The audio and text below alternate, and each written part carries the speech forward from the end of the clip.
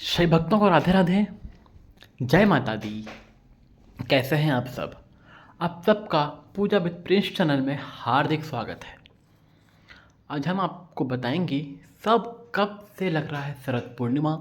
शरद पूर्णिमा में हमें क्या करना चाहिए और उसका हमें क्या फल प्रदान मिलता है और हमें उस दिन क्या नहीं करना चाहिए, आदि सारी जानकारी हम आपको आज शरद पूर्णिमा के बारे में देंगे।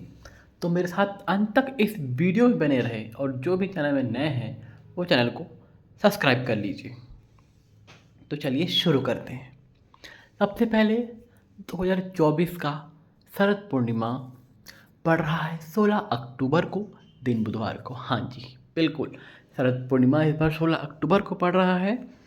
इसी दिन हमें शरद पूर्णिमा को जो व्रत करता है या जो शरद पूर्णिमा करना चाहता है वो इस दिन व्रत उपवास करे, व्रत करे और भगवान विष्णु और माता लक्ष्मी नारायण की पूजन करे, क्योंकि इस दिन माँ लक्ष्मी का पृथ्वी पर अवतरण हुआ था समुद्र मंथन के द्वारा। इसी दिन माँ लक्ष्मी का जन्म हुआ था।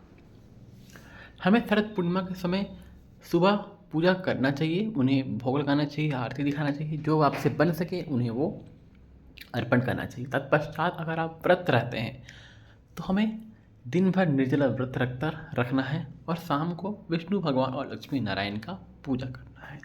पूजन के पश्चात हमें खीर अवश्य बनाना है। हमें भगवान को खीर अवश्य चढ़ाना है और खीर चढ़ाना है, पूजा करना है, आरती करना है। और इसके पश्चात हमें चंद्रदेव को दूध और पानी से अर्घ्य देना है। इसलिए हमें जब तक हम चंद्रमा को अर्घ्य नहीं दे देते दूध और पानी से, तब तक हमें जल ग्रहण नहीं करना चाहिए। उसके पश्चात ही हमें अर्घ्य देना चाहिए।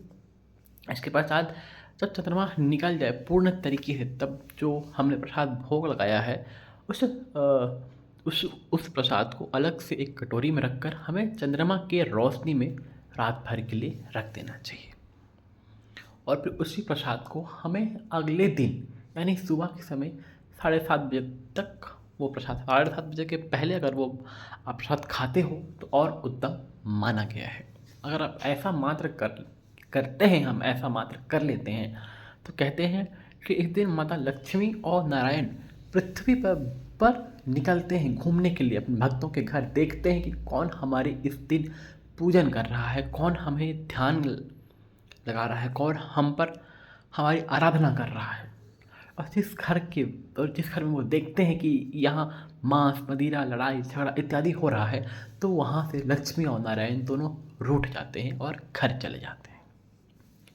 और जिनके घर पूजा पाठ, आराधना, सत्संग इत्यादि अच्छे कर्म होते हैं, वहाँ लक्ष्मी और नारायण अपना स्थायी वास ले लेते हैं और भक्तों पर अपनी विशेष कृपा बनाते हैं और उनकी सभी मनोरथ को पूर्ण करते हैं। तो ये थी शरद पूर्णिमा की महत्वता, जो हर सनातनी को ये व्रत करना ही चाहिए। अगर आप व्रत भी ना कर सको तो नॉर्मल विष्णु भगवान और शिव परिवार की पूजा ही कीजिए सुबह शाम, और उन्हें खीर का भोग लगाइए और खीर को कम से कम चंद्रमा की रोशनी में रखिए। इतना तो कम से कम करिए।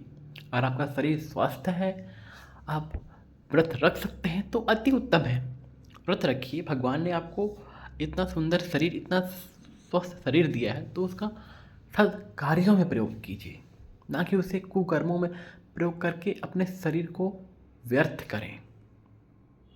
जब तक भगवान की कृपा आप पर प्राप्त नहीं होगी, आप आगे नहीं बढ़ सकते। कर्म के साथ साथ ऊपर वाले का आशीर्वाद अति आवश्यक माना गया है।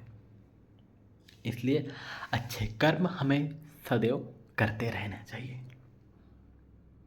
मैं आशा करता हूँ आप सबको यह जानकारी अच्छी लगी हो। ये वीडियो अच्छी लगी तो प्लीज़ इसे लाइक करें, शेयर करें, सब्सक्राइब करें और ज़्यादा से ज़्यादा लोगों को शेयर करें, ताकि वो भी शरद पूर्णिमा के इस महत्व को, इस रहस्य को जान सकें। भगवान नारायण, माँ लक्ष्मी आपकी हर मनोरथ को पूर्ण करें। अपना ध्यान रखिए। तब तक के लिए सभी भक्तों को राधे राधे।